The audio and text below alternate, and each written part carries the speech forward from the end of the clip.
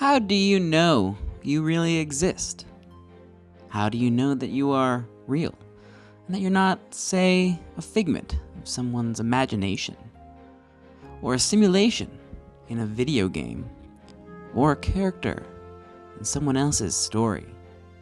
Philosopher René Descartes coined the phrase, cogito ergo sum, I think therefore I am. How can we be sure we really exist? René Descartes thought thinking was the proof in the pudding. How can we be thinking if we are not is? I can only speak for myself, but I find that a comforting thought. Alan Wake 2 follows the trials of a writer trapped in a realm of darkness. Finds he has the ability to alter reality with his writing. His stories influence the events and actions of people as well, and the characters begin to question whether they are even real or just characters in Alan's story, just as Alan begins to question his own sanity. As mere observers of the abstruse events in Alan Wake 2, we can rest comfortably knowing we are not in their shoes, but are you really sure that you exist at all? Or are we mere pawns in Alan's game as well? After all, what's a show without an audience? The graphics in Alan Wake 2 are definitely serviceable and a big improvement on the first game. Some areas are actually very nice to look at as well, when they're not shrouded in darkness. The animations of the characters during cutscenes are well realized and lifelike, which makes this game's cutscenes some of the more entertaining ones that I've seen, the graphically rendered ones anyway. The game veers away from typical modern games by including ample cutscenes acted out not by 3D rendered character models, but real-life actors. The juxtaposition of live action and 3D graphics was a bit jarring at first, but I'm all for it. I actually wasn't even sure at first if I was watching a live action or just slightly better graphics.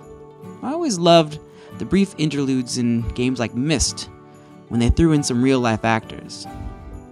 Back then they did it out of practicality because it was easier than rendering convincing animations. Alan Wake 2 goes all in on this aesthetic, mixing live action into a 3D rendered world at many different locations, and in some very surprising ways.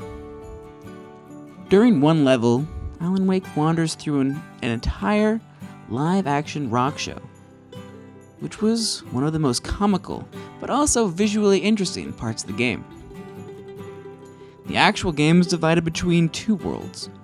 The real world, which is a Washington state-based natural recreation area.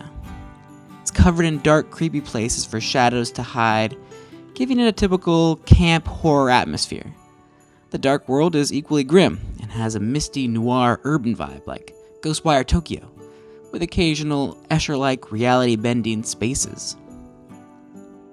The multimedia format for the game and increased resources gives the game a unique character reminiscent of Twin Peaks or Resident Evil. The story follows two interconnected plot lines. In one, FBI agent Saga and her partner Casey venture into the town of Bright Falls, investigating a murder. Saga soon finds that the small town seems to already know about her, despite her having never met them before. Much of the game follows Saga using her psychic abilities to learn about the reality-shifting nature of Alan's stories and to investigate the murders which seem to occur. Meanwhile, famous pocket novelist Alan Wake is still trapped in the dark place from the first game. The only way for him to escape is to keep writing without freeing the dark presence who is trapped alongside him. His stories mix with reality, however, only if they conform to the rules of horror. Alan Wake's only means of escape is to write himself into the horror story. The game constantly shifts perspectives, and the rules of the world are constantly being rewritten by Alan and Alan's nemesis, Scratch, a being who looks like Alan, but is inhabited by the dark presence. There are a host of other interesting characters, including Ati, the mysterious janitor, who seems to know more than he lets on. Mr. Door, a mysterious being who purports to be a talk show host, and who exists in the dark space, but does not seem to be malicious himself. And Alice, Alan's wife, before his disappearance. There was also an appearance in the game by the FBC, the Federal Bureau of Control, featured in Remedy's other game, Control. The story is presented as a horror noir mystery, and is very innovative in its breadcrumbing of story points as the player comes to understand the world better. It also shifts genre a lot, and though primarily a horror, there are many moments of humor and music as well. There is a rock opera in the middle, which literally lays out the main plot points and backstory of Alan in an unrestrained expository form. Honestly, I would love to see more of this. The actual game element is really all over the place in Alan Wake 2. Whereas Alan Wake 1 was a fairly straightforward horror shooter, the sequel adds a lot of new elements. The core game is similar to Resident Evil, requiring the player to consider inventory management and ammunition levels during every encounter. However, the game takes a more open-world approach. Unfortunately, exploration is necessarily limited by the player's lack of ammunition. I did not manage to go to every part of the map. I just didn't have enough ammo. There are several enemy types, and they all require copious ammo to take down. However, the zoomies are the most annoying ones in the game. Rather than typical zombies, these guys can run extremely quickly, making it difficult to lock on. They are very annoying. The wolves are similar. The enemies are also extremely aggressive, and will respawn in areas, whereas ammo will not. The puzzles get increasingly more difficult, sometimes requiring literal math skills to be done. Towards the end, I stopped bothering with them as they were too vague. Vagueness is the main setback in the game. In Alan's story, the enemies are all shadows until he gets near them and shines them with his light. Sometimes they will just be shadows, other times they'll be zoomies, or whatever. It's impossible to know beforehand, making it hard to gauge the threat level in certain areas. I can see that this adds to the horror survival aspect of the game, but oftentimes the lack of clarity in certain aspects of the game make it too hard to progress.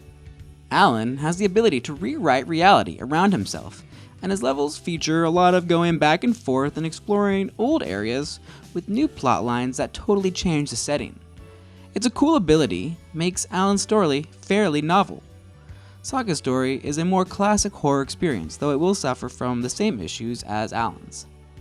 They went a bit overboard with Saga's Mind Blaze. It did get tiresome placing cards on Saga's detective board to figure out where to go.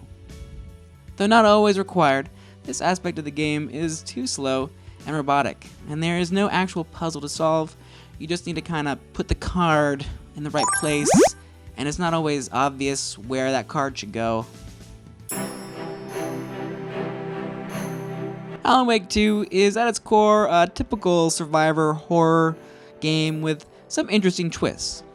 It features a truly innovative storyline and some really unique gameplay elements which have a lot of potential on their own. The game is held back by its overly large maps and scarcity of resources, along with general vagueness. I'd recommend the game to fans of surreal horror and psychological thrillers like Twin Peaks, as well as fans of the Resident Evil games and detective noir games. Don't play this game if you're looking for a straightforward shooter, as this game likes to mess with its prey. To the developers, open worlds are fun, but only when the player has enough resources.